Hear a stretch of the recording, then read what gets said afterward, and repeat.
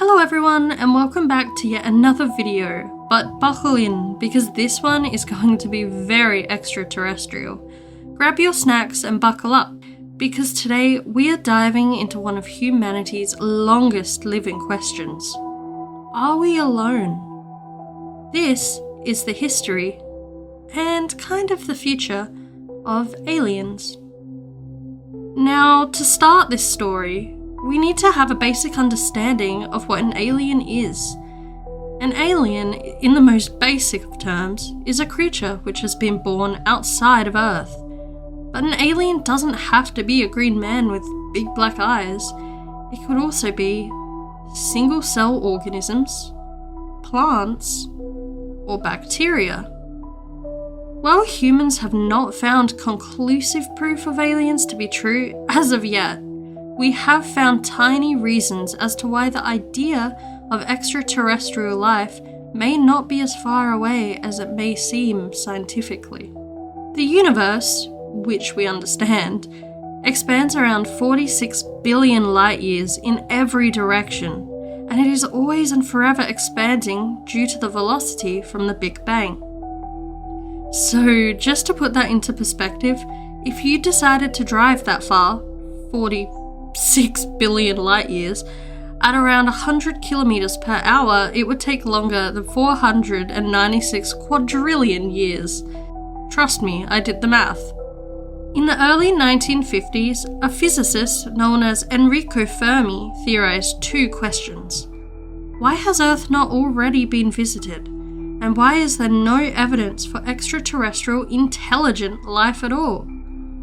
This created a paradox, Fermi's paradox. He basically theorized that if the universe was so vast and old, then why have we not been seeing evidence of life outside of our own planet? Especially if alien life has had such a large amount of time to expand across all galaxies. 13.8 billion years to be precise, and yet nothing. And this brought up a lot of speculation, which has set the following beliefs. 1. Intelligent life is extremely rare, which, side note, I feel that way every day when I open up the internet, but anyway. 2. Civilizations are known to become their own downfall. 3. They are too far away. Or 4. They also do not know about extraterrestrial life and have not found us yet. Scientists have found evidence of water on planets in our solar system, such as Mars and Europa. Europa is a moon of Jupiter, and it is believed that the entirety of the planet is made up of subsurface water. That sounds really familiar. Which could, if studied, indicate some extraterrestrial signs of life, such as simple organisms or plants.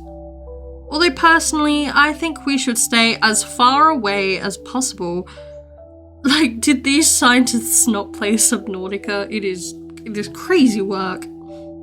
But that is just an example of how extraterrestrial life may carry within our solar system. But where did the study and belief of extraterrestrial life and the idea of aliens stem from?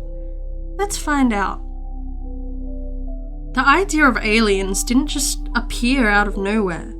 Humans have been theorizing about extraterrestrial life for hundreds and hundreds of years, maybe even longer. Within the Middle Ages, Christian philosophers debated the topic, wondering if God could have created other planets as well as Earth and as well as their own inhabitants. Although many argued against this, believing that Earth was, in fact, the centre of the universe itself, and everything was created around it. These were the theological debates of the time, and they were such important discussions to have been had, especially before telescopes were even powerful enough to see planets and stars clearly. Fast forward to the Renaissance.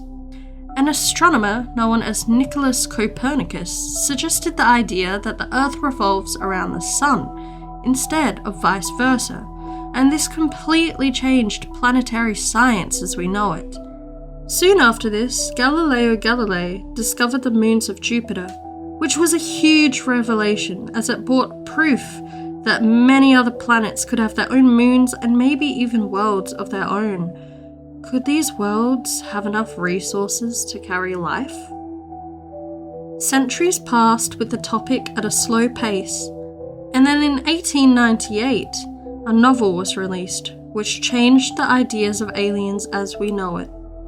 The novel was called War of the Worlds and was released by H.G. Wells, a well-known scientific author known for his other works, such as The Time Machine and The Invisible Man. War of the Worlds was a novel far ahead of its time. It described huge cylinders of metal which rained down from Mars. Creatures emerged from the cylinders with huge heat rays which wiped out cities. Humans were powerless and civilization collapsed in only a few days. And people were immediately hooked. In 1938, actor and director Orson Welles adapted the novel into a radio drama which broadcasted on CBS. The broadcast was created so realistically to make it seem like a real worldwide emergency in which the Martians were coming to Earth. Actors played as panicked witnesses in emergency services, and some people who were listening to the station tuned in late and missed the disclaimer in the broadcast that it was based on fiction. And this led to some listeners being terrified. They frantically tried to contact police and emergency services, and in some cases, people even fled their homes or armed themselves with guns in preparation for a Martian attack. From this point onwards, aliens were not just a philosophical idea or science fiction. They felt real, and they felt possible. After this event, the idea of aliens became much more popularized, and in the early 60s, the UFO phenomenon took to new heights. While UFO sightings were recorded as far back as the 1600s, the 1960s were where they really took off. During this time, many reports were sent to the US Air Force about alleged sightings. One really interesting sighting in this time was in 1966 in Michigan. Multiple people witnessed a large bright light hovering over them on more than one occasion. And eventually, an Air Force scientific consultant was sent to the place where the sighting occurred. He ended up giving a famous explanation for the encounter and said that the sighting was caused by swamp gas.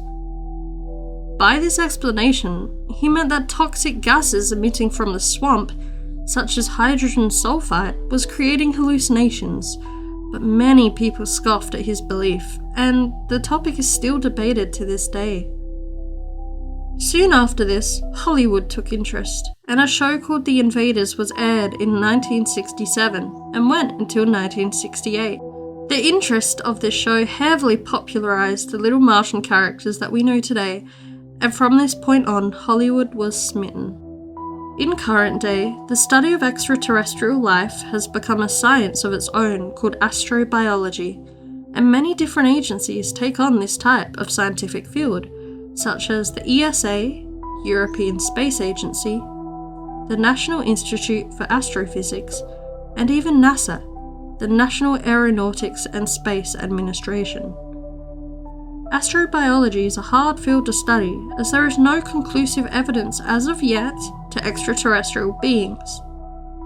A current breakthrough in astrobiology came about when scientists created the James Webb Telescope in 2021. And the telescope is not like a regular telescope.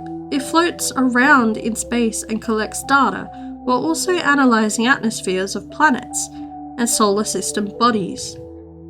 It does this by using infrared to identify molecular compositions such as methane, carbon dioxide, and water vapour. But why is this important? Well, with certain combinations of these gases, it could identify life beyond our own planet. Meanwhile, NASA has rovers stationed on Mars, which can take samples of rocks and debris material, which is a great breakthrough for the human race, as the rovers could one day even come across microbial fossils, which could very well be proof.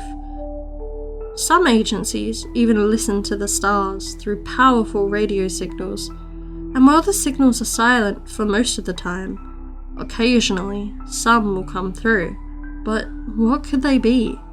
We still don't know. So while we may have not found little green beings within space, the human race has come a hell of a long way since science came into view. We have discovered water in space, and many planets which could very well be livable one day for the human race. So where does that lead us? Technology is always and forever advancing. Who is to say we may not have a huge breakthrough in a year or 100 years from now? We do not know, but the topic still remains a huge interest to enthusiasts of astrobiology and alien fans alike. So maybe, just maybe, aliens do exist. Perhaps not as man-like creatures, but as little organisms swimming in water. And perhaps not like flying saucers, but instead planetary atmospheres. Who knows what tomorrow can bring? Perhaps aliens really are watching us, but let's just hope that they're peaceful beings. Thank you guys so much for watching another video of mine. I really do hope that you enjoyed this one. Aliens are a huge interest of mine, so I'd love to do more videos like this in the future regarding the fun parts or even the scientific. Until then, I hope that you all have a lovely week. Feel free to subscribe and watch my other videos. There is a lot more on the way. Bye!